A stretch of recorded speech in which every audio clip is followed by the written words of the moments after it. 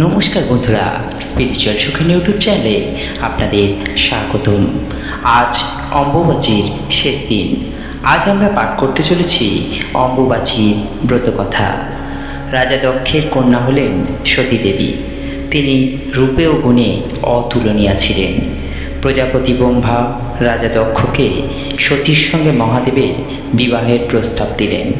বিবাহের পর সতীদেবী একা কৈলাসে গেলেন।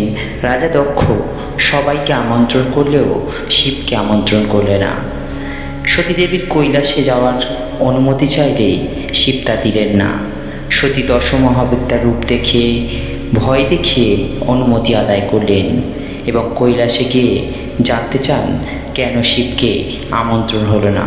সতীদেবী দক্ষকে বলেন, পিতা, আপনি এখনই গিয়ে মহাদেবকে আমন্ত্রণ জানান।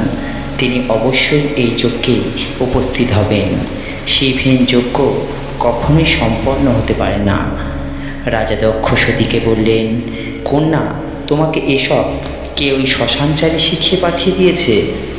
মহাদেবের নামে অনেক কুকথা বললেন।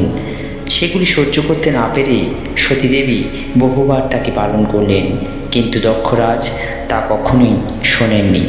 অবশেষে স্বামীর নিন্দা সহ্য করতে না পেরে তিনি দেহত্যাগ করলেন। শিব সব কিছু জানতে পেরে যজ্ঞস্থলে উপস্থিত হন এবং দক্ষযজ্ঞ পণ্ড করলেন। তারপর সতীর দেহ কাঁধে নিয়ে মহাদেব ত্রিভুবন তাণ্ডব নৃত্য শুরু করলেন। এরপর ভগবান বিষ্ণু মহাপ্রলয় আসন্ন দেখে সুদর্শন চক্র দিয়ে সতীদেহ খণ্ড বিখণ্ড করলেন। এই খণ্ড যেখানে যেখানে পর্তিত হয় সেইগুলি হয়ে ওঠে মহাপীঠস্থান। কামরূপ কামাখ্যা পরে দেবীর যোনিদেশ, তাই এখানে কামাখ্যা রূপে দেবী পূজিত হয়। এরপর মহাদেব কঠোর তপস্যা শুরু করলেন। হিমালয়েও মেনকার কন্যারূপে জন্ম নেন দেবী পার্বতী। পার্বতী ঠিক করেন মনে মনে তিনি মহাদেবকেই বিবাহ করবেন, কিন্তু পার্বতী ও মহাদেবের মিলন কিভাবে সম্ভব তা নিয়ে ভাবতে শুরু করেন ব্রহ্মা ও বিষ্ণু। একমাত্র মহাদেবের মধ্যে কামভাব আনতে পারলে তবেই শিব ও পার্বতীর মিলন সম্ভব। তাই কামরূপ মদনকে সব কিছু বুঝিয়ে দিলেন এবং তাকে শিবের কাছে পাঠালেন। কিন্তু মদন শিবের ধ্যান ভঙ্গ করায় তার তৃতীয় নয়নের অগ্নিতে ভস্মীভূত হলেন মদন। দেবতারা মহা সংকটে পড়ে গেলেন। তারা ঠিক করলেন শিব কিভাবে মিলন করা যায় শিব পার্বতীর।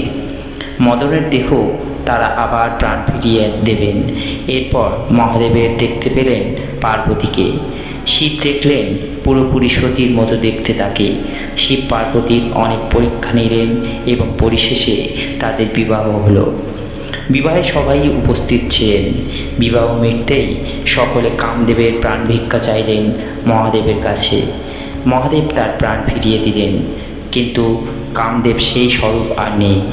আবার প্রার্থনা করলেন তার পুনরায় সেই পূর্বরূপ ফিরে দেওয়ার জন্য।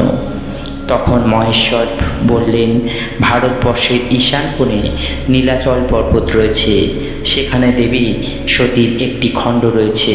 সেখানে মহামায়ার মহামুদ্রা ও দেবীর যোনির প্রতিষ্ঠা করলে তুমি তোমার পূর্বরূপ ফিরে পাবে। কামদেব তাই করলেন।